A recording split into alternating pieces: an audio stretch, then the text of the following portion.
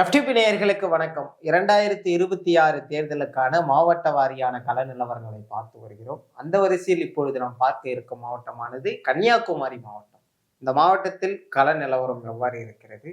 இதை பற்றி பேச நம்மோடு வம்சி அவர்கள் இணைந்திருக்கிறார். வணக்கம். வணக்கம் சதீஷ். எப்படி இருக்கு முதலாவதாக கன்னியாகுமரி களம்? கன்னியாகுமரி களம் வந்து இன்ட்ரெஸ்டிங்கா இருக்கு. ஆக்சுவலி ஃபர்ஸ்ட் நம்ம வந்து இந்த மாவட்டத்தோட ஆரம்பிச்சிருக்கணும்.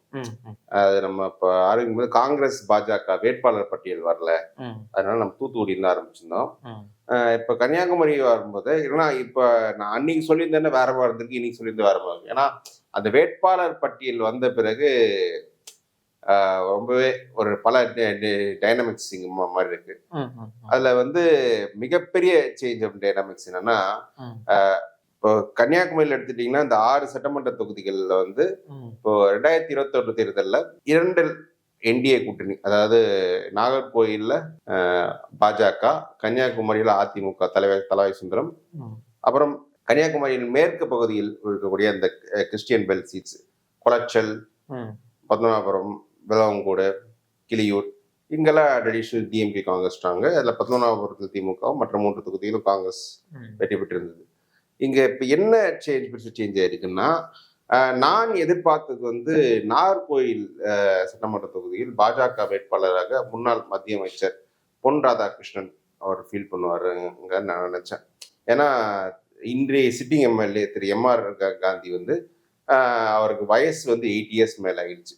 பாஜக ரூல் வந்து 75 இயர்ஸ்க்கு மேல கொஞ்சம் 75+ ஆட்கள்லாம் கொஞ்சம் ஒதுக்கிட்டு புதியவர்களுக்கு வாய்ப்பு தருவாங்க அப்படின்ற அந்த பார்வை இருந்து பொன்னாரும் இப்போ 75 கிட்ட இருக்கிறதால எம்ஆர் காந்திக்கு பதிலாக டிசி வாய்ப்பு கொடுப்பாங்கன்னு நான் நினைச்சேன். ஆனா டு மை சர்ப்ரைஸ் எம்ஆர் காந்திக்கே திரும்ப வாய்ப்பு அளிக்கப்பட்டது. எம்ஆர் காந்தியை பொறுத்தவரை என்னன்னா, அவர் கடந்த முறை போட்டியிடும் போது அவருக்கு ஒரு சிம்பதி ஒர்க் அவுட் ஆச்சு. ஆனால் எம்ஆர் காந்தி என்றவர் வந்து 1960 தேர்தலில் போட்டிட்டு இருக்காரு. அவர் வந்து ஜனசங்காலத்திலிருந்தே இருக்காரு. அவர் பாஜகவில் அவர் வந்து எந்த ஒரு எதிர்பார்ப்பும் இல்லாம கொஞ்சம் இருந்தா தன்னோட சொத்து எல்லாமே இந்த இயக்கத்துக்காக ஆர்எஸ்எஸ் இதுக்கெல்லாம் கொஞ்சம் இழந்த மனிதர். அவர் பெருசு தன்னை விளம்பரப்படுத்திக்கூடிய அவர். ஸோ அவருக்கு வந்து கொஞ்சம் சிம்பத்தி இருந்தால, இன்னும் சொல்லப்போனா நாகர்கோயில் இருக்கிற கிறிஸ்துவர்கள் கூட அன்னைக்கு எம்ஆர் காந்திக்கு வாக்களிச்சாங்க. கடைசி தேர்தல் எப்படியோ ஜெயிக்கச்சுன்னு அவரும் ஒரு 5% ஓட் டிஃபரன்ஸ் அன்னைக்கு ஜெயிச்சார். ஆனா இன்னைக்கு வந்து மீண்டும் எம்ஆர் காந்தி அங்க போட்டியிடுறதால அந்த போன தடவை ஒர்க் அவுட் ஆன சிம்பத்தி ஒர்க் அவுட் ஆகல. போன தடவை எம்ஆர் காந்திக்கு எதிராக திமுகவில் இருந்து அன்றைய திமுக மாவட்ட செயலாளர் சுரேஷ் ராஜன் கண்டெஸ்ட் பண்ணார். சுரேஷ் ராஜன் வந்து நாடார் கிடையாது, அவர் பிள்ளமா இருக்கும். ஓகே, ஸோ நாடார் கன்சாலிடேஷனும் எம்ஆர் காந்திக்கு இருந்தது. சுரேஷ் ராஜன் 40% மேலே எடுத்துருக்காரு ஓட்டு. ஸோ இது எல்லாம் இந்த ஃபேக்டர்ஸ் எல்லாமே எம்ஆர் காந்திக்கு ஃபேவரபுளாக இருந்தது. இன்னைக்கு எம்ஆர் காந்திக்கு பதிலாக பொன்னாருக்கு அந்த வாய்ப்பு கிடைச்சதுன்னு வச்சுக்கோங்க. பொன்னார் பொறுத்த வரைக்கும் இப்போ கன்னியாகுமரியில் பாஜகன்றால் அது பொன் ராதாகிருஷ்ணன் தான். அவர் தான் அந்த கட்சியின் முகம் கன்னியாகுமரி. ஸோ அவருக்கு வந்து சீட்டு மறுக்கப்பட்டது உள்ளுக்குள்ள திருப்தி. போன தடவை வந்து சட்டமன்ற தேர்தல் நடக்கும்போது அந்த கன்னியாகுமரி இடைத்தேர்தல் நடந்தது, பார்லிமெண்ட் இடைத்தேர்தல். வசந்தகுமார் மறைந்ததால் அதுல வந்து பொன் ராதாகிருஷ்ணன் கண்டெஸ்ட் பண்ணாரு. அதனால பெருசா அதிருப்தி இல்லை. இப்போ பொன் ராதாகிருஷ்ணன் வந்து அசம்பிளிலே கண்டெஸ்ட் பண்ணாரு. இத்தனைக்கும் அவர் சீட் எதிர்பார்த்திருந்தாரு. கண்டெஸ்ட் பண்ணாதது வந்து பாஜகவுக்கு ஒரு பின்னடைவு. இப்போ ஸோ இந்த பின்னடைவு வந்து பாஜக வந்து எம்ஆர் காந்திக்கு 100% அதை கொண்டு வர முடியுமா, ஓட்டு கொண்டு வர முடியுமா அப்படின்றது அதை பொறுத்து பார்க்கணும். ஏன்னா நீங்க பாத்தீங்கன்னா ஒரு செக்ஷன் ஆஃப் கிறிஸ்டியன்ஸ் நாடார்ஸ் வந்து எம்ஆர் காந்திக்கு ஓட்டு போட்டிருக்காங்க. நாடார்ஸ் எம்ஆர் காந்திக்கு ஓட்டு போட்டிருக்காங்க. அது வந்து சுரேஷ் ராஜன்ற பிள்ளைமாருக்கு எதிராக. இப்போ திமுக ஆஸ்டின் ஒரு கிறிஸ்டியன் நாடாரை ஃபீல் பண்ணியிருக்காங்க. அவருக்கு எதிராக வந்து அந்த கிறிஸ்டியன் நாடார் போன வாட்டி எம்ஆர் காந்தி கிடைச்ச ஓட்டு இந்த வாட்டிக்கு ஃபுல்லா கிடைக்காது. இவர் ஓரளவுக்கு பிரிச்சு எடுத்துருவாங்க. நம்ம திமுகவும் நாங்கள் நினைச்ச ஃபர்ஸ்ட் ஹிந்து நாடாரை போட்டு கொஞ்சம் பெனிஃபிட்டா இருந்திருக்கணும். பட் ஆனால் அவங்க திமுக உள்ளன்னு சொல்ற அவங்க வர்ற ஓட்டு கிறிஸ்டியன் ஓட்டு, அந்த ஓட்டு கரெக்டாக பாலிடிக்ஸ் பண்ணி இவர் கண்டெஸ்ட் பண்ணிருக்காங்க. இப்போ பொன்னார் கண்டெஸ்ட் பண்ணாததால அதுல கொஞ்சம் பாஜக ஓட்டு கொஞ்சம் அதிருப்தி ஃபுல்லா டிரான்ஸ்ஃபர் ஆகுமான்ற சந்தேகம் தான். ஸோ அதனால அது பிளஸ் திமுகவை பொறுத்தவரை இங்க பக்கத்துல இருக்க கன்னியாகுமரி தொகுதியிலையும் ஒரு ஹிந்து நாடான மகேஷ், நாகர்கோயில் மேயரா இருந்த மகேஷ் வந்து கன்னியாகுமரி தொகுதியில் கண்டெஸ்ட் பண்றாங்க. அதுவும் இங்க ஒரு பாசிட்டிவ் இம்பாக்ட் கொடுக்கறதால நிச்சயமா வந்து இந்த தொகுதியில வந்து நான் ஒரு ஆஸ்டின் நல்ல லீடிங்ல இருக்காருன்ற மாதிரி தான் சொல்றேன். எம்ஆர் காந்திக்கு மீண்டும் வாய்ப்பு கொடுத்தது பிஜேபி ஒரு ஸ்ட்ராட்டஜிக் மிஸ்டேக். பொன் ராதாகிருஷ்ணனுக்கு வாய்ப்பு கொடுத்தது. பொன் ராதாகிருஷ்ணன் இருந்ததுன்னா அவருக்கு ஒரு சென்டர் லீட்ல வெற்றி வர வாய்ப்பு இருந்திருக்கு. இப்ப இன்னைக்கு வந்து பிஜேபி பெருசா எந்த அளவுக்கு கேடர்ஸ் மத்தியில ஒரு சோர்வு இருக்கு. அது மட்டும் இல்ல நாடார் மத்தியிலே ஒரு ஒரு அன்னசிவிங் நாடான எம்ஆர் காந்திக்கும் ஒரு மத்திய அமைச்சரா இருந்த பொன் ராதாகிருஷ்ணனுக்கு உள்ள டிஃபரன்ஸ் நிறைய இருக்கு. அது பொன் ராதாகிருஷ்ணனுக்கு வாய்ப்பு அளிக்காது ஒரு திருப்தி இருக்கு. அதுவும் பாஜக எதிராக இங்க போகுன்றதால நான் வந்து இங்க ஆஸ்டின் வெற்றி வர வாய்ப்பு இருக்குன்றத நாகர்கோவில் தொகுதி போறேன். இதுக்கு அடுத்து கன்னியாகுமரி தொகுதி பொறுத்தவரை அங்க ஃபைட் வந்து ரொம்ப ரொம்ப க்ளோஸ் ஆகிருக்கும் தான் நான் எதிர்பார்க்கிறேன். கொலைச்சலை பொறுத்தவரை கன்னியாகுமரி வெஸ்டர்ன் பார்ட்ல இருக்கிற சட்டமன்ற தொகுதியில பெருசா ஃபைட் இருக்கும்னு நான் எதிர்பார்க்கல. அதெல்லாம் பிஜேபிக்கு அதிமுக மொத்தமா அந்த தொகுதியில தராத்திருக்காங்க. இங்க வந்து என்னன்னா காங்கிரஸ் தரப்புல கேண்டிடேட் மாத்திருக்காங்க. தொடர்ந்து மூன்று முறை வெற்றி பெற்ற திரு பிரின்ஸ் மாத்திட்டு அவங்க தாரகை கட்பத்துக்கு கடந்த மாதிரி விளவங்கோடு சட்டமன்ற தொகுதியோட எம்எல்ஏ இருக்க தாரகை கட்பத் மீனவர் சமூகத்தை சேர்ந்தவங்க வந்து இங்க வந்து கேண்டிடேட்டா போட்டிருக்காங்க. ஸோ இது வந்து மீனவர் சமூகத்துக்கு கேண்டிடேட் கொடுக்கறதால அந்த மீண்டும் அந்த டிஸ்ட்ரிக்ட்ல முழுக்க இது ஒரு பாசிட்டிவ் இம்பேக்டும் அவங்க திமுக கூட்டணிக்கே ஒரு நல்ல பாசிட்டிவ் இம்பேக்ட் கொடுக்குன்றதால இங்க வந்து தாரகை கட்பத்துக்கும் ரொம்ப கம்ஃபர்டபுளா வெற்றி பெறாங்கன்னு நான் நினைக்கிறேன். அடுத்து பத்மநாபபுரம் கான்ஸ்டிடுவன்சியில வந்து ஒரு சர்ப்ரைஸ் நமக்கு இருந்தது. ஏன்னா இதுல வந்து திமுக அமைச்சர் தொகுதி அமைச்சர் மனோ தங்கராஜ் போட்டியிடும் தொகுதி. ஆனா திமுக வந்து மனோ தங்கராஜுக்கே இந்த வாய்ப்பு அளிக்காம இந்த தொகுதியை வந்து சிபிஎம் கொடுத்துட்டாங்க. அந்த தொகுதியில சிபிஎம் திமுக இந்த வாட்டி நிக்கல. அப்ப அதிமுக கூட்டணியில பாஜக கண்டெஸ்ட் பண்றாங்க. அப்புறம் நாம் தமிழர்ல கூட கீழன்ற ஒரு கேண்டிடேட் நிக்கிறாங்க. அப்புறம் தாவேக்கால சர்ப்ரைசிங் கொஞ்சம் கிருஷ்ணகுமார்ன்ற ஒரு ஹிந்து கேண்டிடேட்டை இங்க கேண்டிடேட் போட்டிருக்காங்க. ஸோ இதுல வந்து இன்ஃபேக்ட் 4மே ஒரு ஹிந்து கேண்டிடேட். சிபிஎம் செல்லசாமி அவர் ஹிந்து நாடார். அப்புறம் இங்க ரமேஷ்ன்ற ஒருத்தர் வந்து யாதவ் சமூகத்தை சேர்ந்த பாஜக கொடுத்துருக்காங்க.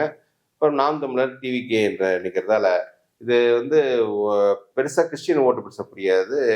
ஓரளவுக்கு சிபிஎம் கம்ஃபர்டபுளா வெற்றி பெறக்கூடிய சூழல் தான் இந்த தொகுதியில இருக்கு. அடுத்து விளவங்கோடு சட்டமன்ற தொகுதியில பொறுத்தவரை இந்த முறை வந்து காங்கிரஸ்ல இருந்து டிடி பிரவீன்ற ஒரு கேண்டிடேட் கொடுத்துருக்காங்க. இன்னொரு இந்துவா இல்ல கன்வெர்ட் விஷயத்துல கிறிஸ்டியன் நடாரு. பாஜக விஜயதரணி முன்னாள் காங்கிரஸ் எம்எல்ஏ தொடர்ந்து 3 முறை வெற்றி பெற்ற முன்னாள் காங்கிரஸ் எம்எல்ஏ விஜயதரணிக்கு வந்து கொடுத்துருக்காங்க. அப்புறம் நாம் தமிழர் இருந்து மரியா ஸ்டெல்லா. அப்புறம் டிவிக்கு வந்து மைக்கேல் குமார் கேண்டிடேட்ஸ் கொடுத்துருக்காங்க. ஸோ இதுல வந்து எப்படி போகும்னா இந்த விளவங்கோடு தொகுதியில இதுக்கு முன்பாக தாரகை கட்பட் வந்து வெற்றி பெறுறாங்க இடைத்தேர்தல்ல. ஆனா அவங்கள வந்து மாத்தும் பொழுது இந்த இடத்துல வேற விஜயதாரணிக்கு வெயிட்டான கேண்டிடேட் ஒருத்தவங்க போடணும். ஆனா கேரளாவில் பொறுப்புல இருக்கக்கூடிய ஒருத்தவரை வந்து இந்த இடத்துல போடுறாங்கன்னா அதுக்கு பின்னணியில என்ன இருக்கும்னு இருக்கு. அது பெரும் சர்ச்சையாவும் இப்ப மாறி இருக்கு. முதல்ல சர்ச்சை அந்த நபர் கேரளா காங்கிரஸ் அதை பொறுப்புல இருக்கான்ற மாதிரி தான் செய்திகள் வருது. அவர் கேட்ட அந்த அங்க இருக்க கிராமம் வந்து பார்டர்ல இருக்கு அப்படின்னு சொல்றாங்க. பட் நெவர்தலெஸ் நம்ம விளவங்கோடு தொகுதியோட தன்மை முதல்ல புரிஞ்சுக்கணும். முதல்ல விஜயதாரணி இங்க 3 முறைக்கு வெற்றி பெற்றாங்க. விஜயதாரணி இந்த தொகுதியை சேர்ந்தவங்களா? கிடையாது. கன்னியாகுமரி மாவட்டத்தை சேர்ந்தவங்களா? கிடையாது. அவங்க கிறிஸ்டியனும் கிடையாது, அவங்க நாடாரும் கிடையாது, பிள்ளைமாரி. ஆனா அப்படிப்பட்ட கேண்டிடேட் இங்க ஒரு 3 முறை தொடர்ந்து வெற்றி பெறாங்கன்னா அவர்களோட ஒரே முகவரி இவங்க காங்கிரஸ் இருந்து போட்டிடுறாங்க. ஸோ காங்கிரஸ் இருந்து யார் நின்னாலும் ஜெயிக்கக்கூடிய தொகுதி தான். ஸோ அந்த சூழல் இருக்கும்போது அவங்க கேரளாவில் இப்போ எலெக்ஷன் போயிட்டு இருக்கு. அங்கே கொஞ்சம் ஒர்க் பண்ணுவோம். அங்கே சீட்டு கொடுக்க முடியல. அவங்களுக்கு வந்து அந்த கட்சி வந்து இங்க சீட்டு கொடுத்தா அது ஒன்றும் பெரிய இல்லாத இன்டர்னலா அவங்க பண்ற விஷயம் தான். காங்கிரஸ் யார் நின்னாலும் ஜெயிக்கலாம்.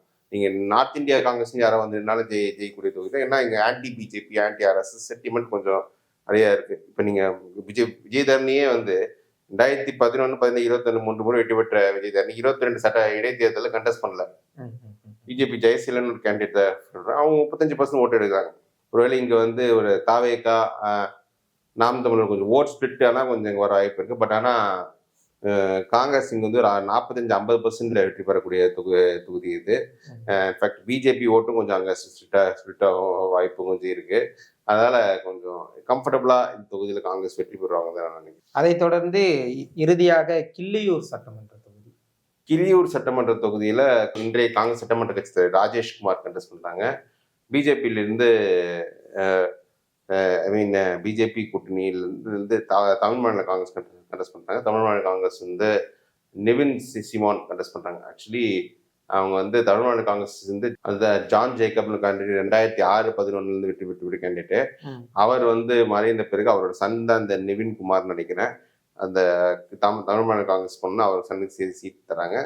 இங்க ராஜேஷ்குமார் காங்கிரஸ் திறந்தை என்று வெற்றி பெற்றார்.